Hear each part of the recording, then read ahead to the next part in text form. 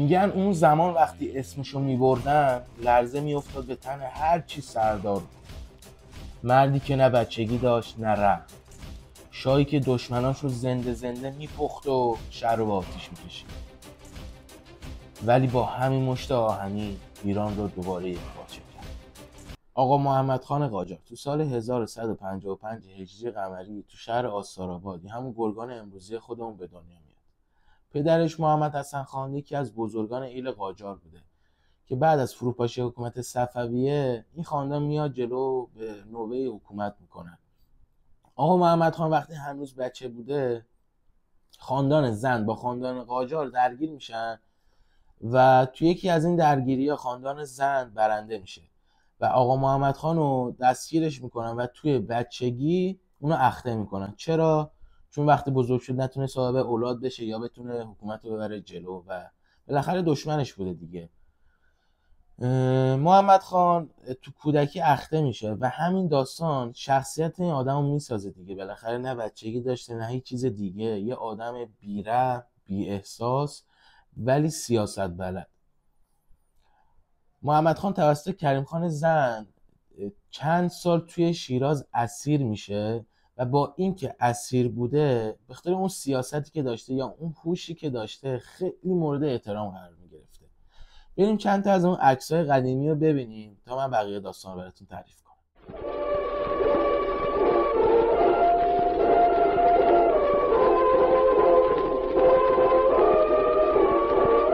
تو سال 1977 میلادی کریم خان زند میمیره و آقا محمد خان قاجار هم بالاخره منتظر همچین لحظه‌ای بوده دیگه.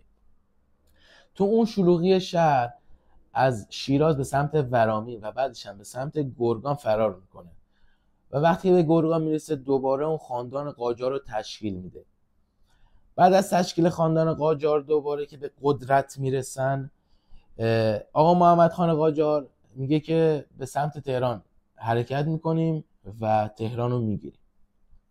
آقا محمد خان از گرگان به سمت تهران میره و با لشکرش تهران رو تصرف میکنه و تهران به عنوان پایتخت آقا محمد خان قاجار شناخته.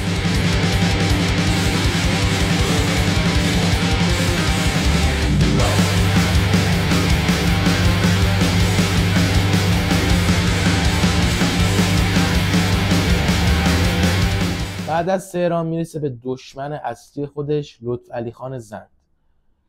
بین آقا محمد خان قاجار و لطفعلی خان زند جنگ‌های خیلی زیادی بوده و بالاخره توی یکی از این جنگ‌ها آقا محمد خان قاجار پیروز میشه. وقتی آقا محمد خان قاجار پیروز میشه، میگن طبق روایتی که هستش سر 1000 نفر آدم رو جدا کرده و تپه سر آدم درست کرده. لطفعلی خان زند رو به اسارت میگیره و اول چشمانش رو کور میکنه و بعد اونقدر شکنجهش میده که توی این شکنجه هم میمیره تو سال 1996 میلادی. وقتی که شیراز میرسه به دست آقا محمد خان قاجار، هنوز اون خوی سلطنتش آروم نگرفته بوده و اونجا خودشو بالاخره میگه من پادشاه ایرانم. از شیراز به سمت خراسان لشکرکشی میکنه و وقتی که پیروز میشه و خراسان رو میره به سمت حرم امام رضا و زیارتش رو انجام میده و اونجا سال 1996 اولین تاجگذاری رسمیش رو انجام میده و خودشو پادشاه کل ایران نامگذاری میکنه. میبینن آقا هنوز آروم نگرفته، دوباره لشکرکشی میکنه میره گرجستان رو میگیره. گرجستان رو که گرفت بر میگرده. ببینید این آدم چقدر بیرحم بوده. افرادش توی اون لشکر نمیتونستن دیگه تحمل کنن این همه بیرحمی، این همه بی احساس بودن که این همه آدم بکشه. یه شب توی اون چادرهایی که خوابیده بودن سمت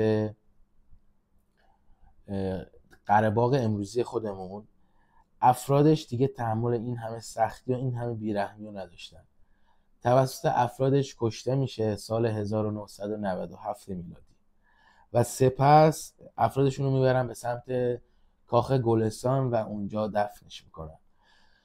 و این بود داستان آقا محمد خان قاجار. بعد از این همه ضبط دارم براتون تعریف میکنم و تموم شد بالاخره. اینجا طعم تاریخ، منم راوی تاریخم و داستانهای خیلی زیادی رو قرار براتون تعریف کنم به صورت خودمونی و نه زیاد کتابی و نه زیاد راحت. خوشحال میشم که کانال منو سابسکرایب کنید، لایک کنید و منو حمایت کنید. خیلی مخلصیم. ارادتمند شما. آقا محمد خان سلام، آقا محمد خان سلام، من لطفعلی خان شما، من لطفعلی خان شما. آقا محمد خان سلام، آقا محمد خان سلام، من لطفعلی خان شما، من لطفعلی خان شما. آقا محمد خان سلام، آقای دور از اتهام، پشت تو دنبال خدام، شاهی شما و من غلام. آقا محمد خان سلام، آقا محمد خان سلام، حرف از من آسون میکشی، دنیامو به خون میکشی، ما غربتی یارو واسه اینه به تهرون میکشی. آقا